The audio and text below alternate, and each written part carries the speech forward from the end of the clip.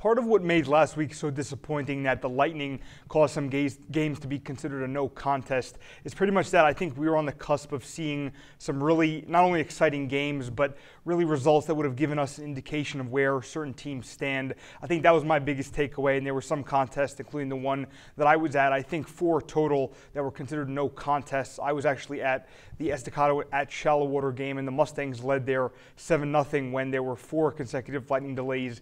It was getting in the 10 o'clock ballpark when there was going to be a game reset, but I guess both teams decided that it was probably safest for all the players not to resume.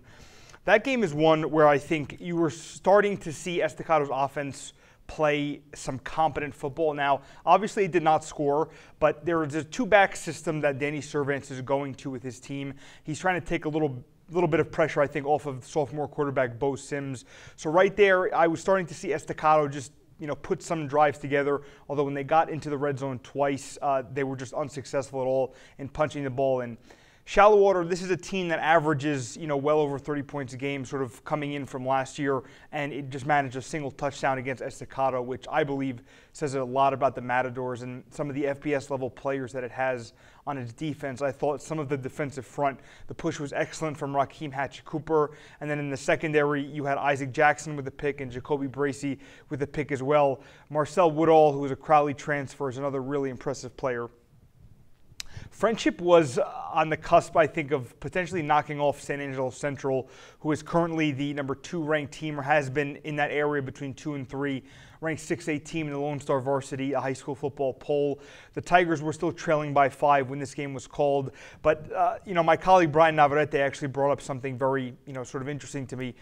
In watching that game, he felt if you didn't know which quarterback was committed to TCU, you wouldn't be able to tell between Treston Kennard and Brent Wooten, or more specifically, you would have thought that it was Kennard because of his performance.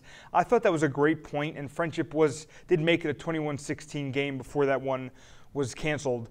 Also, Levelland and Brownfield tied at 42 before this game was considered a no contest, but that was a situation where I think the Lobos were playing a little bit of competent football, getting this offensive line going. Luckily, we get a couple games Friday that can sort of help us along with our decision-making process. And of course, lest I forget, I'm Phil Torino, and I'm the high school sports editor at the Avalanche-Journal, and thank you very much for watching. We also have, I should mention, this show is sponsored by Happy State Bank. And just finally for you, I'll get into some picks in my minute segment, but in terms of games I think are pertinent Friday, Idlewild and Shallow Water is absolutely huge. The Wildcats have started off with a very strong start, but they are still without Ty Nichols. It could be another 3 to 4 weeks before we see him back. I just confirmed that today because he was just off a recent doctor's visit with that hamstring. Credit to Idlewild for playing very strong even during his absence. Looking ahead, I think Estacado Lubbock High is a really interesting one as well. I was on the radio this morning, and Choice Woodman from Double T 1043 very boldly picked Lubbock High over Estacado. I give him credit for going with his instinct there. I will not be taking Lubbock High rather in that game. I'm not quite sure. I'm convinced that the Lubbock High offense has what it takes to put up enough points, more points even than the Estacado defense. But right now, Lubbock High is scoring about 11 points per game more than Estacado is. That was not something we would have been saying at all last year, or even would have been considering. That's super impressive to me. So once again, thank you very much for watching.